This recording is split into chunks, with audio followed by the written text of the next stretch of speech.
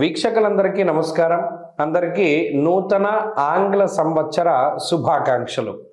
2026 సంవత్సరం జనవరి నెలలో కుంభరాశి వారి యొక్క గ్రహస్థితిని చూస్తే ఇక్కడ రెండు విధాలు. ఒకటి, దీర్ఘ సంచార గ్రహాలను పరిశీలనం చేస్తే గురుబలం ఉన్నది, రాహు జన్మరాశి యందు ఉన్నారు, ఏలినాటి శని ఉన్నది. సరే, ఇది కొంచెం పక్కన పెట్టి ఒకంత మనం ఈ చిన్న చిన్న గ్రహాల వైపు చూస్తే పంచగ్రహ కూటమి ఈ మాసంలో ప్రధానంగా కుంభరాశి వారికి యోగించేటువంటి గ్రహస్థితిని ప్రసాదిస్తూ ఉన్నది పంచగ్రహ కూటమి.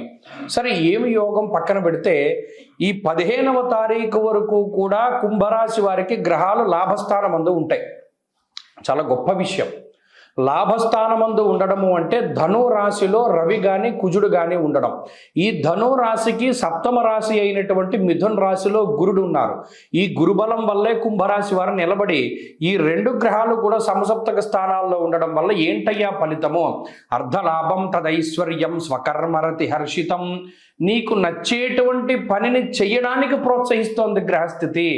గురుడు పంచమంలో ఉండి, ఒరే నాన్న పలానా పని నీకు ఇష్టమా, చెయ్యి, నీకు దానికి కావలసినవన్నీ నేను ఏర్పాటు చేస్తున్నాను అంటున్నాడు ఆయన. లాభస్థానమందు కుజుడు ధైర్యమేకాదశగతే కుజే, పలానా పని చేయడానికి నాకు భయంగా ఉన్నది, నీకు నేను ధైర్యాన్ని ఇస్తాను, ముందుకు వెళ్ళిపో. అర్ధంచ స్వకులాచార గృహలాభ శుభోజనం. నీకు ఇంట్లో సపోర్ట్ కావాలా? రవి ఇస్తున్నాడు. రవి లాభస్థానమందు గృహలాభ శుభోజనం. అంటే ఈ మూడు గ్రహాలు జనవరి నెలలో కుంభరాశి వారిని నిలబెట్టేటువంటి గ్రహాలు.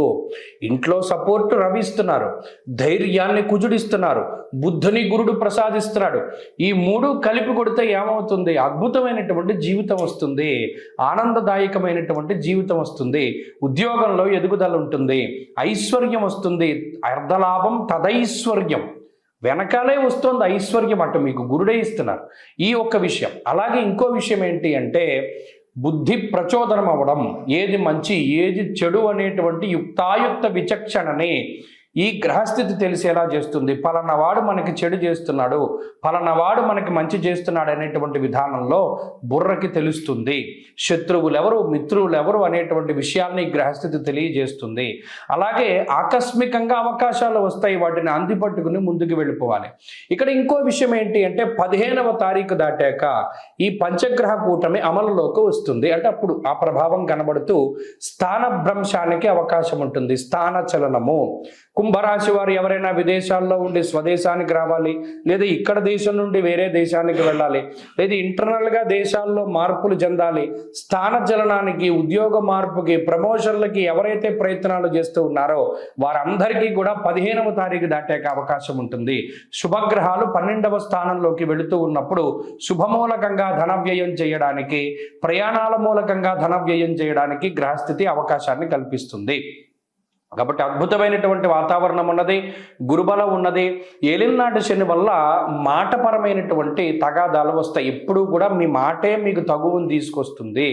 కాబట్టి ఒక్క విషయంలో జాగ్రత్తగా ఉండండి. ఈ మాట మాట్లాడేటప్పుడు మనకు అవసరమా? సరే, వాడెవడో మనల్ని కించపరిచాడు, వాడిని మనం కించపరిస్తే మన ఈగో సాటిస్ఫై అయిపోతుంది అన్నప్పటికీ కూడా మన ఈగో సాటిస్ఫాక్షన్ కోసం ముందుకు వెళ్ళొద్దు.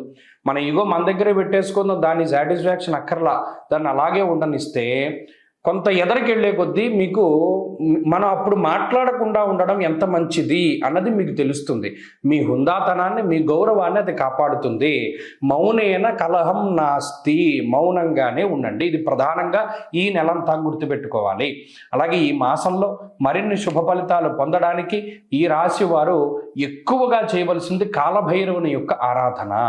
కాలభైరవ అష్టకాన్ని ప్రతిరోజు పారాయణం చేయడము, అలాగే అష్టమి కృష్ణపక్షంలో వచ్చేటువంటి అష్టమి పూట చక్కగా కాలభైరవుని అర్చించడం వల్ల మంచి ఫలితాలను పొందగలుగుతారు. ఈ కొత్త సంవత్సరంలో అందరికీ ఆయురారోగ్య ఐశ్వర్యాదులు కలగాలని, పరమేశ్వరుడి యొక్క అనుగ్రహం ఉండాలి అని, అలాగే ఈ సంవత్సరంలో ఏర్పడేటువంటి దేశారిష్ట యోగాలు, దుర్భిక్ష ఉల్కాపాతాలు లేదా మరేతరత్ర దోషాదుల వల్ల ప్రజలు ఏ రకంగానూ ఇబ్బంది పడకూడదు అని చెప్పి మనస్ఫూర్తిగా భగవంతుడిని మరొకసారి ప్రార్థిస్తూ నూతన సంవత్సరంలో ఈ ఆంగ్ల సంవత్సరంలో మొట్టమొదటి నెల జనవరి నెలలో ఉండేటువంటి గ్రహస్థితిని మనం పరిశీలిద్దాం. ముఖ్యంగా ఈ నెలలోనే పంచగ్రహ కూటమి అనేటువంటిది సంభవించబోతూ ఉన్నది.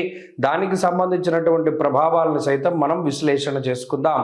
దానికన్నా ముందు సంక్రాంతి ఎప్పుడు చేసుకోవాలి అనేటువంటి దాని మీద కొంతమందికి సందిగ్ధత ఉన్నది. నిజానికి భారత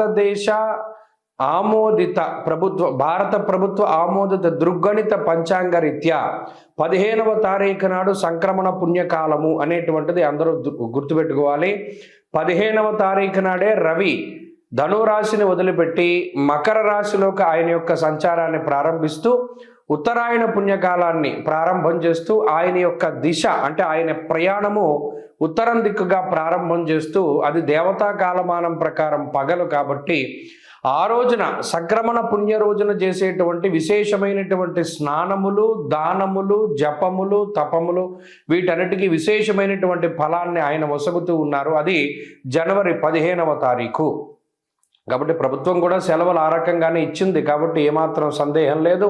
14, 15, 16 పండగలు, ఈ విషయాన్ని దృష్టిలో పెట్టుకోవాలి. ఇక జనవరి నెల ద్వితీయార్థంలో అంటే 15వ తారీఖు దగ్గర నుండి ఏర్పడేటువంటి పంచగ్రహ కూటమి చాలా విశేషంగా దీని గురించి చెప్పుకోవాలి.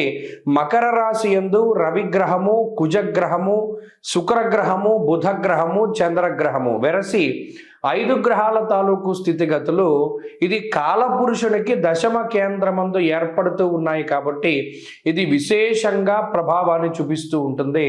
దేని మీద? వృత్తి, ఉద్యోగ, వ్యాపార, వ్యవహార, వ్యవసాయాదులపైన దీని యొక్క ప్రభావం ఉండబోతూ ఉన్నది.